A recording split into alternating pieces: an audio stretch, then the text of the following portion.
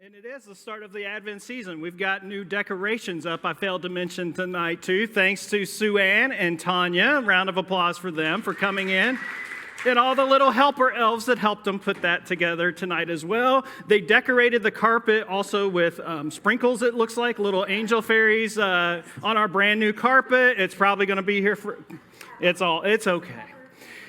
Even though it's the start of the Advent season, it's the end of our series through the book of 1 Samuel, where we've been through, I don't even remember when we started, August, September, we've been here for a long time. You're probably like, gosh, we've been here forever, but we're final week, right now, in the book of 1 Samuel, the Monarch of Misfits series.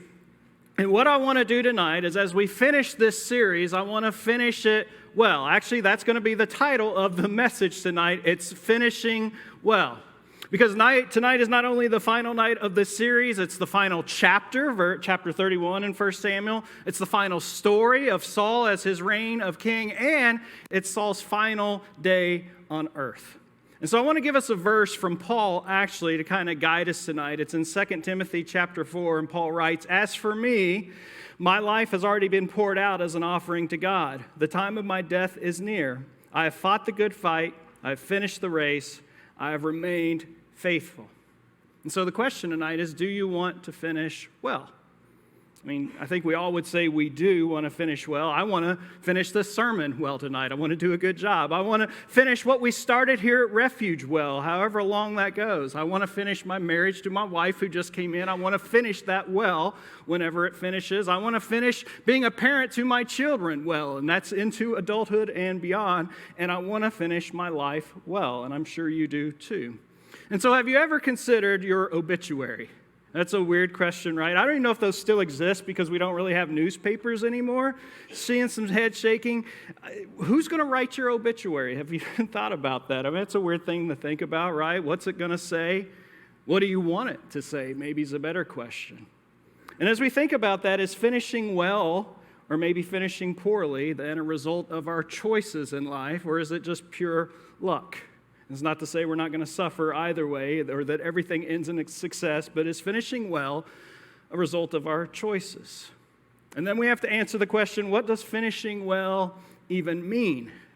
Does it mean we finish with a cushy retirement? Or we get a pain-free death? Or maybe for you kids that are still in school and you're finishing a class, it's getting a 90% or better on your exam. Or maybe for us parents, it's that our kids eventually do move out of the house. That's finishing well. Or maybe for us here at the church, it's that the church outlives all of us. That would be finishing well. Here's how Paul defines finishing well. He says, pouring out my life as an offering to God, fighting the good fight, and remaining faithful. That's finishing well. Now, we all know someone who has started something with passion, with vision, with sincerity. Then they get into it, and then they're no longer running well, or they're no longer even running the race at all. And for most of us, that someone is probably the person looking at us in the mirror. For example, it's December. How's those New Year's resolutions working out? Are you finishing them well? Do you even remember what they are? Proverbs 27:12 says, "A prudent person foresees danger and takes precautions. The simpleton, though, goes blindly on and suffers the consequences." And I use that because we won't finish well if we don't plan to finish well. And again, it's not just planning to win. God hasn't called us only to success, but He has called us to obedience. And so when we start something new, I know, at least I do, I put a lot of thought into how to get it off the ground and how to begin and how to get it going. But how much thought do I put into how it's going to finish well? And so as we've looked at the events in Saul's life, we've seen that he's not fought the good fight. He's not remained faithful. He's not poured out his life as an offering to God. And because of that, it means things probably aren't going to end well for Saul. I'm rewatching right now, and I'm not encouraging you to do this by any means, but I'm rewatching Breaking Bad because I watched Better Call Saul, and I wanted to go see how the prequel fit with the sequel, so I went back and I'm rewatching the whole series. And from the very first episode, you know one thing. You know it's not going to end well for Walter White. He's a chemistry teacher who decides it's a good idea to cook meth. It's not going to end well. It's flawed from the start. But with Saul, it started like this, and it almost seems like a poem. There was a man from Kish who has a son, and his name was Saul. He was a handsome young man, no one more so. He was taller than all the people. He's off to a pretty great start. And then we're told he's chosen by God himself to be the king of Israel, the very first king, that God gave him everything he needed to finish well, that he's anointed, that he has access to a prophet who has access to God. He's filled with God's Spirit. He's given a new heart. He has the love of the people. But there was never a plan for Saul to finish well, and he went blindly on and suffered the consequences, as the proverb goes. And so tonight, we're going to be in the final chapter of 1 Samuel, the final chapter of the life of Saul. It's chapter 31. I'm going verse by verse. It's the New Living Translation, verse 1. Now the Philistines attacked Israel, and the men of Israel fled before them. Many were slaughtered on the slopes of Mount Gilboa.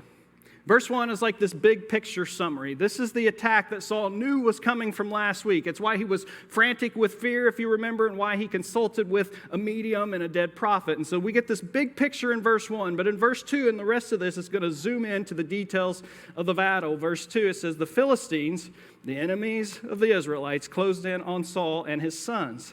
And they killed 3 of his sons, Jonathan, Abinadab, and Malchishua, I think. The last time we saw Jonathan, you remember him back in chapter 23, he said to David, do not fear, David. You shall be king, David, and I shall be with you. But that was not to be. Here alongside his brothers, just as Samuel had prophesied the day before, Jonathan, the great and loyal friend to David, who was going to be there with him as a king, dies. Verse 3, the fighting grew very fierce around Saul, and the Philistine archers caught up with him and wounded him severely. This is a mortal wound. I saw a quote this week by Woody Allen. It's not that I'm afraid to die, I just don't want to be there when it happens. None of us get that luxury, though. And Saul is going to be there when he dies. Verse 4 says, Saul groaned to his armor bearer, take your sword and kill me before these pagan Philistines come to run me through and taunt and torture me. And what I want us to see here is Saul isn't ending well. He's seeking to save himself from suffering and mistreatment and embarrassment. There is nothing honorable in this. He is not some tragic hero, as some might say. I mean, Saul never cries out to God in his time of distress. Never in this whole story.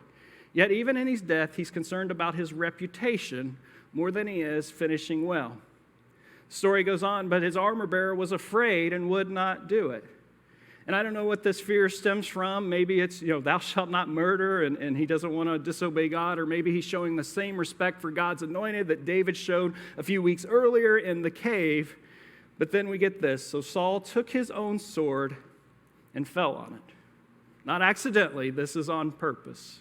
And so Saul dies in the same way he lived. Again, there is no mention of God in this story. He never cries out to God. There's no prayer of repentance for his sin. There's no pleas to God to rescue him like we see with David later on in the story.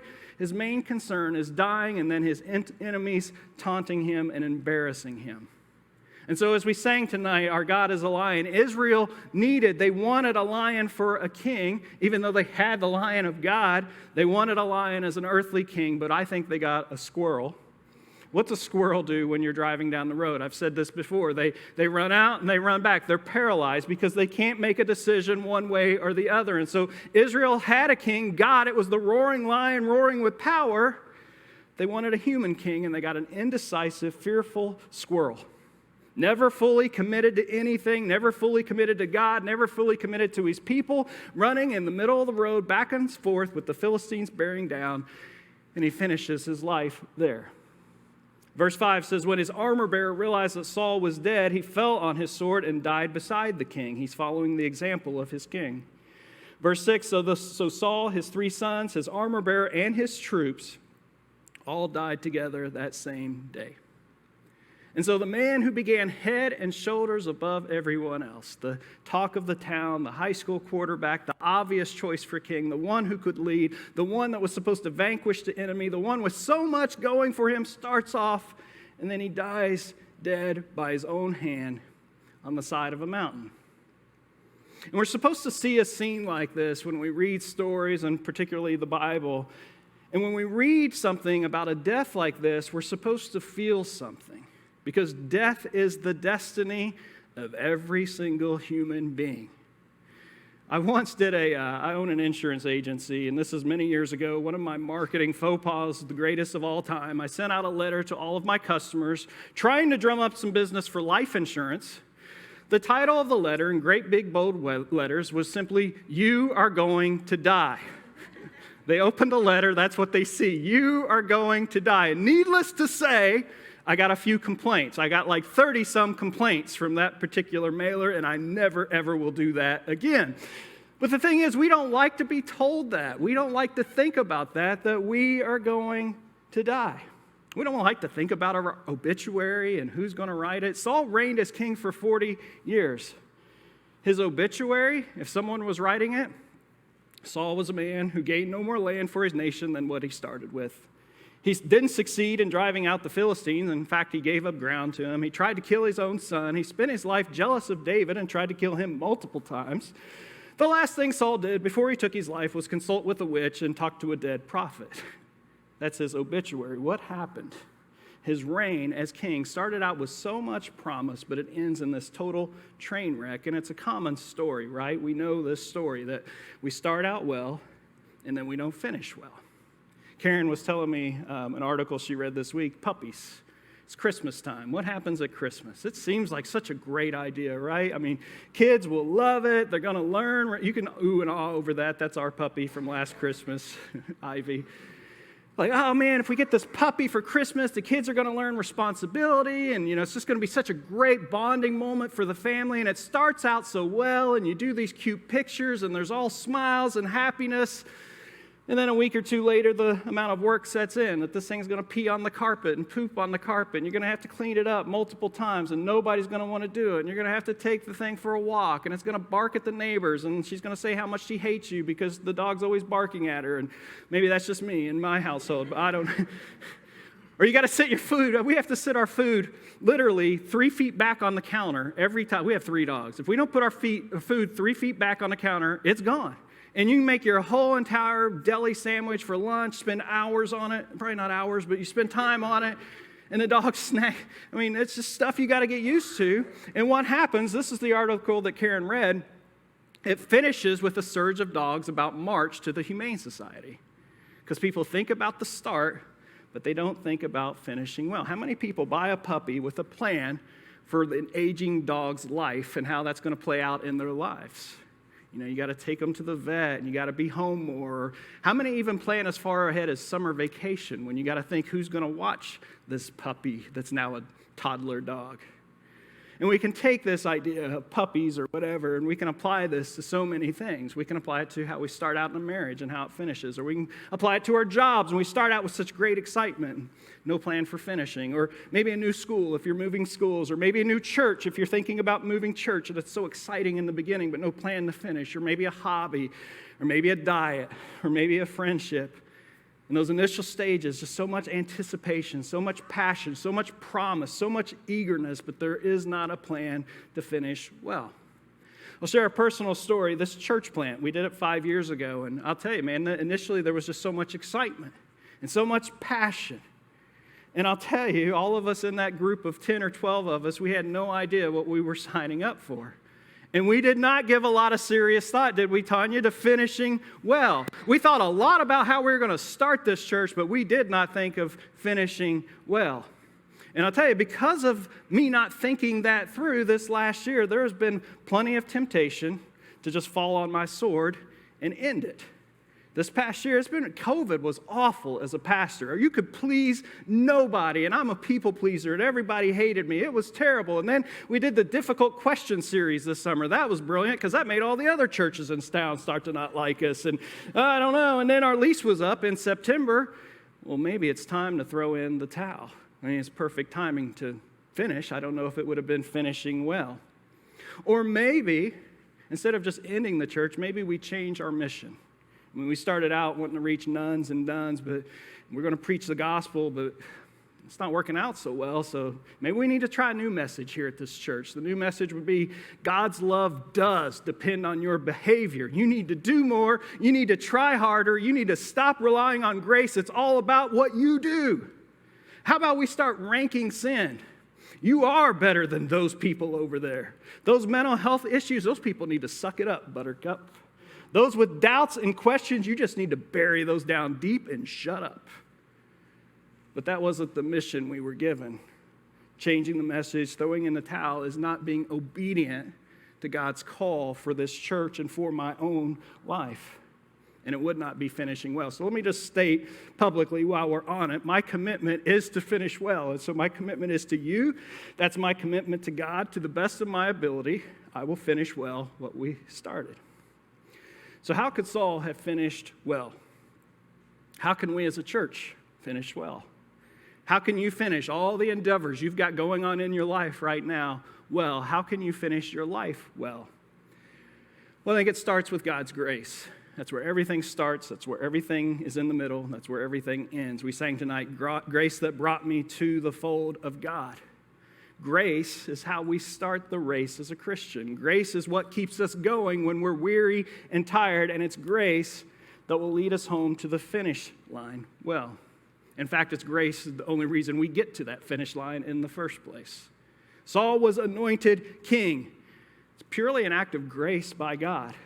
God's Spirit came upon him, purely an act of grace alone. He did nothing to earn it. He did nothing to deserve it. His kingship is 100% an act of grace. And because of that, because of knowing the grace of God, it should have changed his perspective. It should have given him a long perspective. Having a long view of life is hard these days. We're a day of imminence and immediacy, and so it's no easy task. We got daily demands, everything is urgent, we've got lots of noise surrounding us, and so it's hard to maintain that long perspective, but that's what's needed to finish well. That's why it's important to go into God's Word every single day, because you get to see the long history of God in action. That's why it's important to come here and be with your church family weekly. Set aside that time to see what God is doing and proclaim the gospel and loving our neighbors. That's why it's important to have encouragers in your life who will push you to finish well on those days you want to quit. Saw a quote, Winston Churchill, he's speaking after a critical Allied victory in North Africa, and he said this, he says, "This is not the end, it's not even the beginning of the end. But it is perhaps the end of the beginning." That's what a long perspective looks like, that for those of us who have accepted that gift of God's grace, death isn't really the end. It's only the end of the beginning of our eternity. That's what a long perspective looks like. Philippians 3, again, the Apostle Paul writes, "No, dear brothers and sisters, I have not achieved it.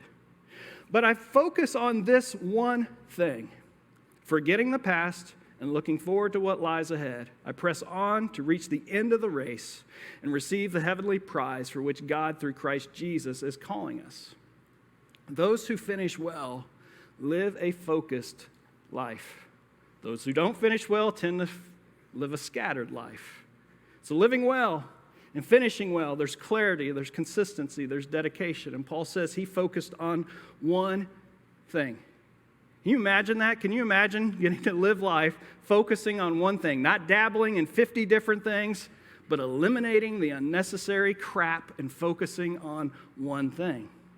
Hebrews 12, the writer says, "Therefore, since we are surrounded by such a huge crowd of witnesses to the life of faith, let us strip off every weight that slows us down, especially the sin that so easily trips us up, and let us run with endurance the race God has set before us." We sang earlier, "I will not boast in anything, no gifts, no power, no wisdom, but I will boast in Jesus Christ, his death and resurrection." That one thing that our focused life is supposed to be on is fixating on that, is fixating upon Christ. Scott Morrison preached a few weeks back, and he actually said a quote that I said to him, and we've said back and forth to each other many times in doing ministry, and it's simply, if you're doing anything for any other reason other than serving and loving Jesus, you're always going to be disappointed. We say that to each other to keep us from becoming frustrated for working in ministry. We have to remember our one thing for doing it. We are doing it to serve and to love Jesus. And so when we fixate on Christ and then we fixate on the work that he gave us to do, what is that work? To seek and save the lost, to know him, to love him, to serve him, to glorify him, and not get distracted by the weeds. When we fixate on Christ, it removes distractions. When we remove distractions, we can focus on the long view, and we need the long view because there are going to be challenges in life. Saul, he constantly played this game of hide and seek. Hide from the struggles, seek to impress others. That is not a game you can win. You are always going to lose that game of hide and seek. And so to finish well, we don't need to impress anyone, first of all, but we certainly don't need to hide from our struggles. Actually, just the opposite. We need to embrace our weaknesses to finish well. 2 Corinthians, again, Paul writes 3 different times, I beg the Lord to take it away. Each time he said, my grace is all you need. My power works best in weakness. So now I am glad to boast about my weaknesses so that the power of Christ can work through me. Verse 10, he says, that's why I take pleasure in my weaknesses and the insults and the hardships and the persecutions and the troubles that I suffer for whom? For Christ. For when I am weak, then I am strong. We want the storyline of our life to go from strength to strength. We want it to go from success to success, and then it all to end happily ever after. We want the big W, right, at the end of the game. Indiana played Syracuse this past week. I'm a big Indiana Hoosier fan, and the game started out, they were not playing well. They did not have a good plan to start well, and so they got down quickly by 18 points. That's where they ended halftime. It was an ugly half. Second half, they began to fight back. And they actually fought all the way back to tie the game at the end, take it to overtime. They finished pretty well. The first overtime, it was back and forth, back and forth. They finished well again. It went to a second overtime. The second overtime, back and forth, back and forth. They fouled a guy on the last play. He made the free throw. They lost the game. And people all over Twitter, there's no such thing as a moral victory. A loss is a loss. But that's not true for life. It's not what the Bible tells us. The Bible lesson is life through death. That's loss, triumph through loss. And so I want to reiterate, finishing well isn't about winning. It's about being obedient to God, even in the losses. It's not an easy lesson to learn. It's a hard one. And so to finish well, we also need to develop a learning attitude. Paul writes again, 1 Timothy 4:8, physical training is good, but training for godliness is much better, promising benefits in this life and the life to come. And I like this, and I hadn't caught it before, 2 Timothy 4:13. He's talking to Timothy. He says, when you come, be sure to bring the coat I left in Carpus, because I liked it a lot, I guess, I don't know. And then he writes this. He says, also bring my books, especially my papers. He was a learner. Paul constantly, the great apostle Paul, was always learning. Always studying. We won't finish well if you think you already know it all, because I can promise you, you don't. And so constant growth is constantly challenging your existing views and beliefs. And then even looking back at your old self and saying, what an idiot I was back then. I'm glad I'm better now, and continuing that forward. So being open to learning gives a posture of humility. It keeps us open to mid-course corrections, and it keeps us from plateauing.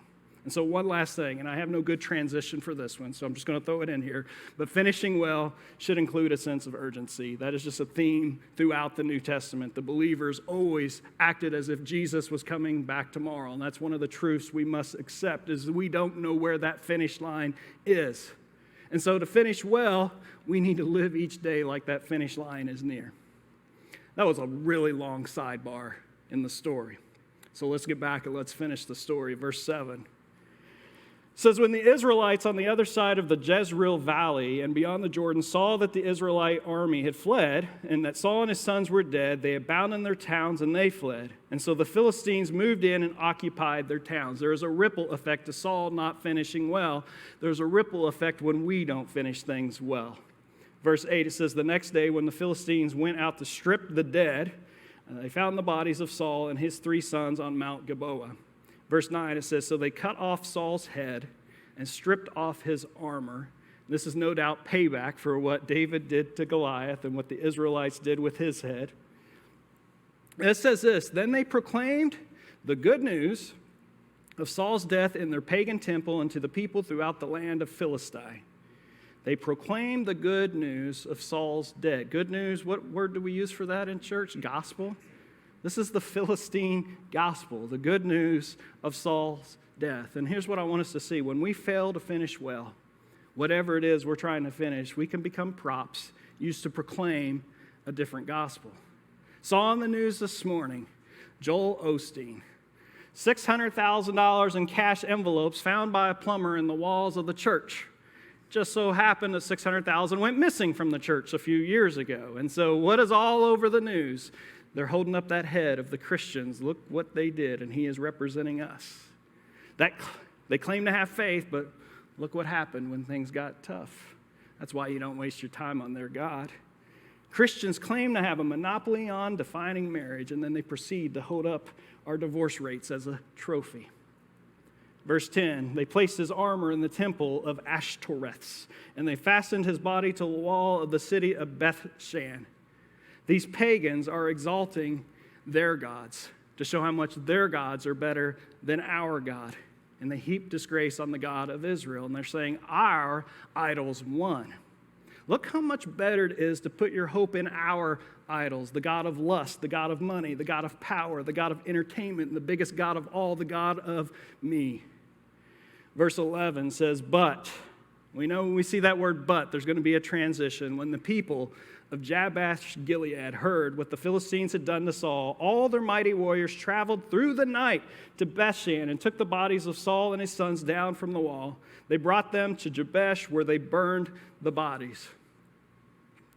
Back in, one of the early chapters, I think when we were having the small group, Saul delivered the people, if you remember, of Jabesh-Gilead. It's kind of his crowning achievement as king. And so here we've got an act of kindness in return.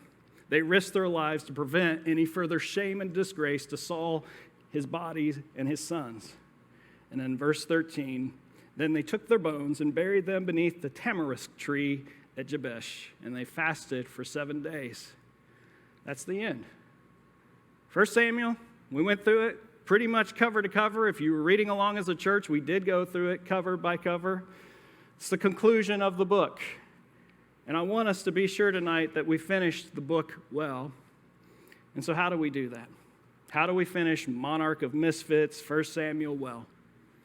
We finish well by seeing that this entire story, chapter 1, verse 1 to chapter 31, verse 13, cries out. It screams for a better king than Saul. A king who will finish not just well, but perfectly. Saul was the first king of God's people, but he was not the last.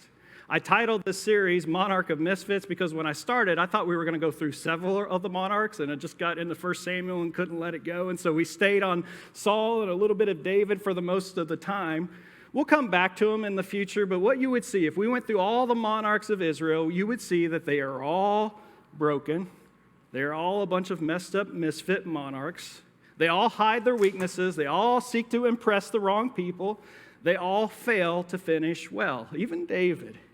And each of those monarchs who fail to finish well then are supposed to point us to a final king, one who wouldn't just finish well, but would finish perfectly.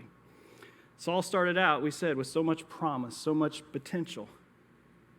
If you were betting, you would bet on Saul. You're like, this is the guy. But Jesus, you probably wouldn't bet on him. He starts out in a manger, the Christmas story, to a teenage mom. Isaiah says there's nothing beautiful or majestic about his appearance. He's not tall and handsome like Saul. Nothing to attract us to him. He wasn't head and shoulders above everybody else. And yet Saul did very little of what God ever asked him to do, and Jesus obeyed everything placed upon him by God. Now, both of these kings, their lives ended at the hands of their enemies. Both actually had their naked bodies hung up for shame for all who passed, so they could laugh and mock the sign of a failed kingship. But when Jesus breathed his final breath, he proclaimed once and for all eternity. It is finished. That's finishing well. That's our confidence. That's our hope. That's what gives us a lifelong perspective so that we can play the long game when things get tough.